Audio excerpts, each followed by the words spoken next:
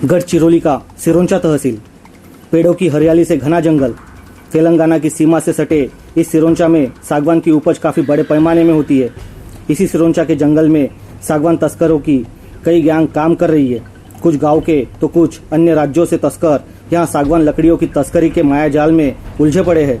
सागवान लकड़ी की तस्करी से मोटी रकम कमाने वाले गिरोह का भंडाफोड़ सिरोंचा वन विभाग की ओर से हाल ही में किया गया है, किंतु ऐसे में भी वन विभाग की टीम शंका की घेरे में है। जहां इतने बड़े पैमाने में सिरोंचा से सागवान लकड़ियों की तस्करी शुरू है, ऐसे में सिर्फ दिखावे की कुछ छोटी छोटी कार्रवाई यहां होती है।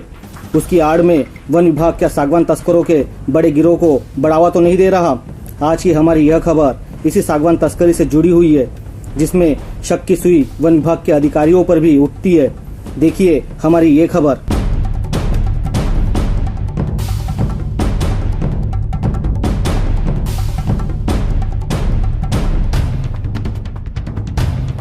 नमस्कार दोस्तों, महाराष्ट्र का गढ़चिरौली जिला जंगल से हरा भरा और प्रकृति की गोद में बसे इस गढ़चिरौली को नक्सलियों का गढ़ भी कहा जाता है।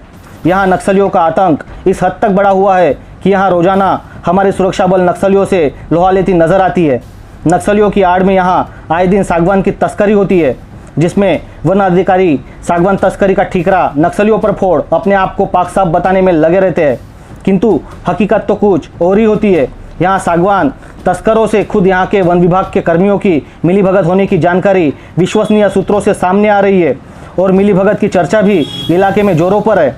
इसी वजह से शायद ही यहाँ कभी बड़े सागवान तस्करों पर कार्रवाई होती होगी। जिस गिरोह से ताल्लुकात नहीं, उन पर कार्रवाई कर खुद की पीठ थपथपाई जाती है, तो वही सागवान तस्करी में शुमार बड़े गिरोह को बख्शा जाता है, जिस पर कभी कोई कार्रवाई नहीं होती और न ही कभी कोई सवाल वन अधिकारियों से यहाँ पूछा जाता है।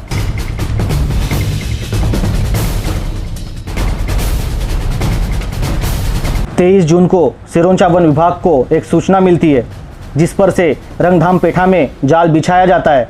इसी सूचना पर से वन विभाग के कर्मी एक आयशर गाड़ी को रोकते हैं, जिसमें से सागवान लकड़ी के कुछ प्लेट जब्त किए जाते हैं।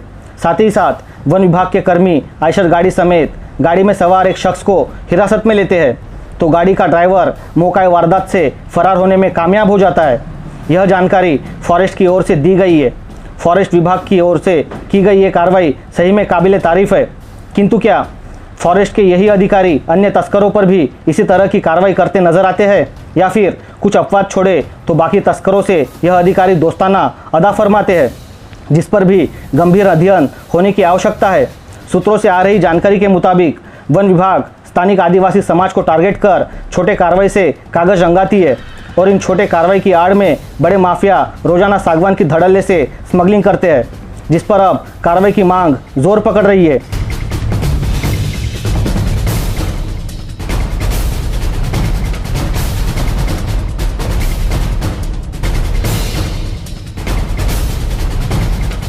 Team VL24 news.